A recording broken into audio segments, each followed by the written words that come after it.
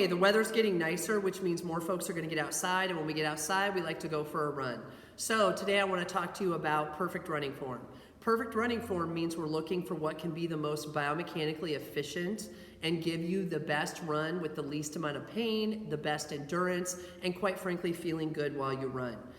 How we run, so if you just pick up and you run across the room, whatever way you run is a product of the path of least resistance of your body. So at this moment, whatever is easiest for you to take off and run is what your body will choose to do. What is easiest to do is not always the best thing to do. And quite frankly, the older we get, older meaning older than 10 years old, the older we get, the harder it is to have really good biomechanically efficient running form because we adapt to the positions that we put ourselves in. So if we look at the amount of sitting that we do, like all of that sitting, when I sit with my knees a little wider, I sit more slumped, and so that changes how my pelvis and my leg can function with running.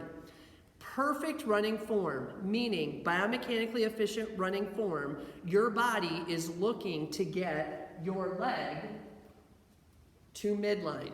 Okay, so if this is my pelvis, which I just sort of busted in half here, my pelvis, we are looking to get my leg to midline. When I bring my leg to midline, that winds up my hip muscle and lets my butt be the propulsive element of running. Okay, your hip is huge. Your hip is muscular. Your hip's job is shock absorption, power production, balance. All of those things we need with running. So it's good to get as much of our hip involved as we can. So when I'm going to run, my goal is to get foot in front of foot. That does not mean, that I'm running on a tightrope and I'm literally touching. That means as I'm running, I'm reaching to get my foot to midline. So when I do that, and I get that foot to midline, I'm gonna cheat the position a little bit. When I get that foot to midline, if I bring my foot to midline now, that puts my hip on stretch, and then what happens is I drive my elbow back. So not only do we want our feet coming to midline as we run to help give us as much hip and butt as we can to run with, I need to drive my arms, because driving my arms turns on my oblique, puts my hip on more stretch, and gives me more things to help me run. So more help is better than less help. I want help for shock absorption. I want help for power production. I want help for endurance. Using my hip and my belly to help my run, you're going to feel better, run longer, and be less injured.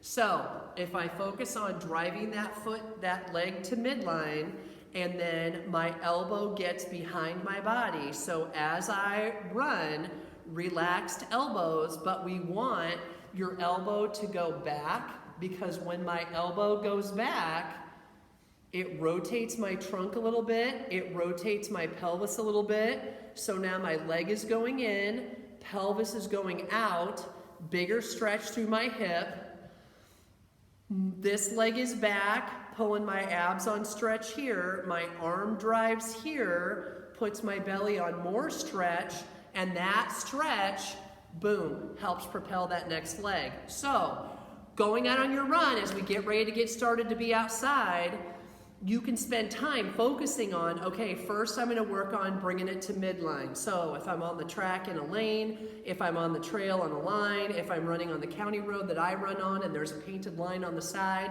reaching for that midline, see how you feel. There should not be any pain. So if you're having a lot of hip pain, if you're having a lot of back pain, if one knee hurts more than the other, that's telling us that we have a joint or soft tissue restriction that's limiting that. If that's the case, get your butt to physical therapy, because you're either going to end up injured or you have adopted a running position that is inefficient and is making running harder for you. Okay, so pain is bad.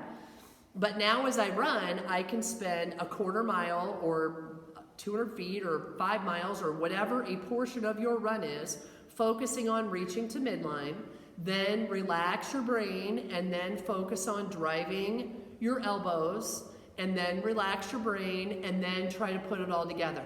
And then you can cycle back through those things as you run, or if you're just gonna go run, I'm gonna go run 3 miles. Be cognizant of it for a little bit of your run and see how it feels and see how you move. As you start out, it's gonna be worse. You're gonna hate me. You're gonna say, Alyssa, you just ruined running.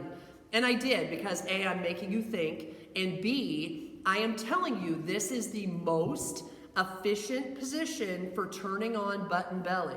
However, if you have not done that before, it is now inefficient.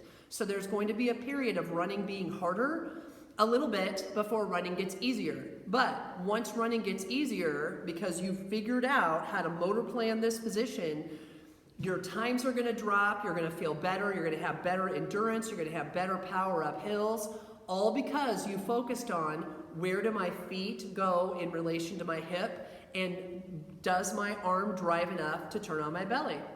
If you have any questions, reach out and we're here to help.